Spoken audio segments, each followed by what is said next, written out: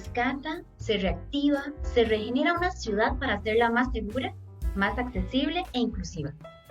El día de hoy nos acompaña Mar Fournier Pereira, docente de la Escuela de Psicología, quien realizó un doctorado en Filosofía en la Universidad de Lille, Francia, y quien analizó los discursos y prácticas de distintos sectores que ejercen sobre la ciudad la noción de inclusión. Pues buenos días, Mar, muchísimas gracias por acompañarnos. Buenos días, muchas gracias por la invitación. Pero para empezar nuestra conversación, ¿en qué consistió tu tesis doctoral?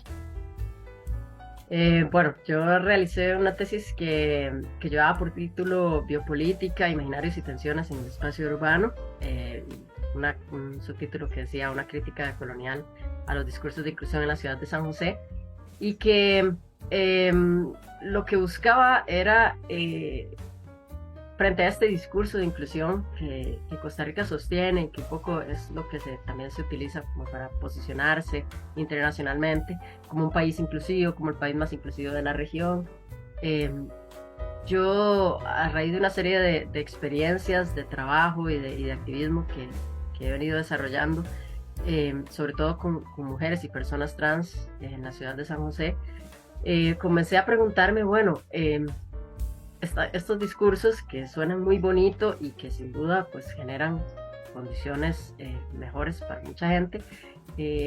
también tienen su costado de exclusión, y empecé a preguntarme quién queda excluido de estos discursos, políticas y programas de inclusión. Entonces, la tesis que realicé es bastante participativa, es muy dialógica. Lo que busqué fue dialogar con personas que tal vez estarían, digamos, cumplirían la cuota de inclusión dentro de estos discursos, porque son personas trans, personas queer o LGBT, pero que por otras condiciones, por ejemplo, condición migratoria, racialidad, personas con discapacidad, personas en situación de calle, quedan al final de cuentas excluidas de estos proyectos de inclusión. Entonces lo que hicimos fue recorrer la ciudad, caminar por la ciudad con estas personas, dialogando, discutiendo, hablando sobre la ciudad, hablando con personas desconocidas, un método bastante etnográfico, y luego sobre esto tejer como reflexiones sobre la ciudad, sobre la inclusión, la exclusión, la violencia y cómo podría transformarse estas cosas desde una perspectiva más comunitaria y más participativa. Por supuesto, qué interesante, pero ¿y qué fue lo que te motivó a empezar con un proyecto de investigación de esta índole? Bueno, yo venía ya trabajando desde mi tesis de maestría y de un proyecto de investigación participativa más amplio que vengo desarrollando específicamente con una comunidad de mujeres trans en San José, atravesado también porque yo crecí los primeros años de mi vida cerca del centro de San José, y es una ciudad a la cual le tengo cariño, afecto, y mi identidad está enraizada ahí. Y era esto, yo con ellas en la tesis de maestría trabajé mucho con un grupo de señoras que me contaban cosas terribles de violencia estructural, persecución, etcétera, que ocurrieron en los 70s y 80s contra las mujeres trans. Y sin embargo, cuando ellos me estaban contando estas cosas, yo estaba viendo otras situaciones de violencia y de exclusión que enfrentan cotidianamente las personas trans, sobre todo las personas trans empobrecidas, migrantes, etcétera. Entonces, de ahí surgió un poco esta inquietud por, bueno, en ese momento cuando yo formulé el proyecto, que Costa Rica, el gobierno de Costa Rica del momento tenía un discurso muy del país de la inclusión, los derechos humanos, etcétera. Mi pregunta era, bueno, ¿hasta dónde alcanza este discurso y quién queda fuera de esto? Y eso es lo que me motivó como a estudiarlo en la ciudad. Pues bien, es impresionante cómo se viene arraigando desde la historia, ¿verdad? Y cómo se viene a un contexto actual, una situación que se aqueja a una sociedad que se ha creído inclusiva o que se está trabajando sobre esto. Supongo que durante tu estancia allá en Francia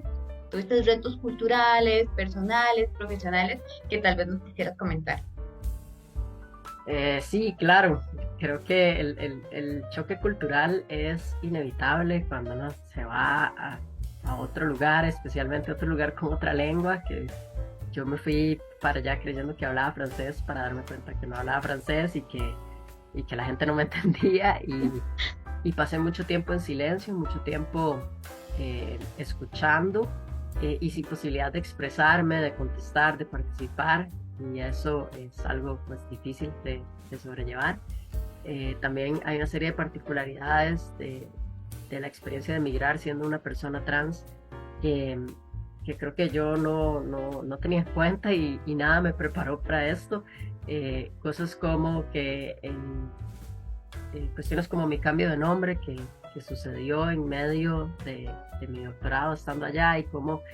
el Estado de Francia no lograba entender que Costa Rica me había cambiado el nombre por ser una persona trans, porque el mecanismo en Francia es muy diferente.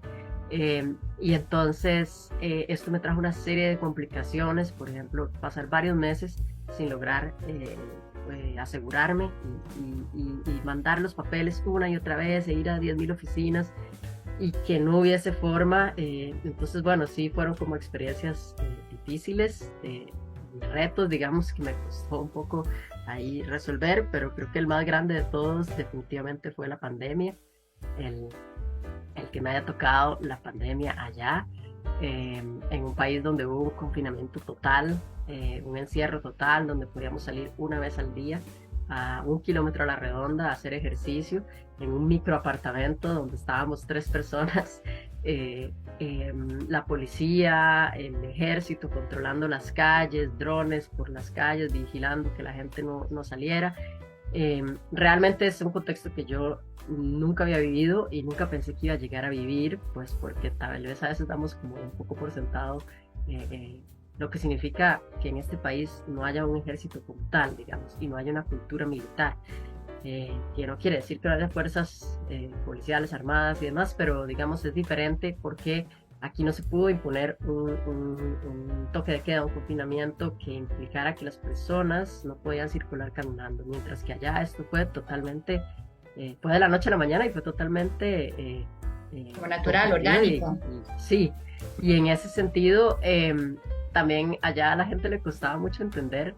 que aquí no era posible imponer un toque de queda, ¿verdad? Era como, ya que el gobierno ya lo imponga, ya,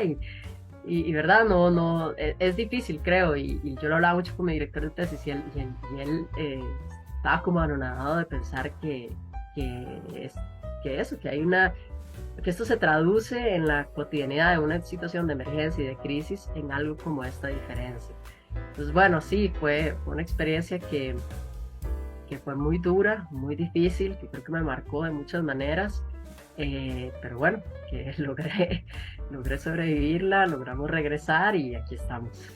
Bueno, qué bien, sí, definitivamente acá en Costa Rica no había una noción, nuestro mayor caos era una restricción vehicular, entonces no me imagino tener solamente 1 kilómetro para poder caminar o para hacer compras, inclusive sé de que tenía que tener un documento firmado como Sí. por la policía para poder ir a comprar en el supermercado, ir a la farmacia, cosa que acá no se daba. Entonces, esta experiencia debió ser, yo creo que se debería hasta enmarcar, ¿verdad?, de sobrevivir esto en un país ajeno al nuestro, con políticas diferentes, normas diferentes, sociedad diferente, ¿verdad? Entonces, bueno, por ahí creo que fue muy enriquecedor desde ese punto de vista. Bueno, para ya ir finalizando, si pudieras resumir tu experiencia académica y profesional en una frase o palabra, ¿cuál sería? Bueno, yo diría que algo que me reforzó, que era algo que yo ya venía pensando, pero algo que me reforzó mi experiencia doctoral allá y mi trabajo de tesis lo resumiría en una frase que sería,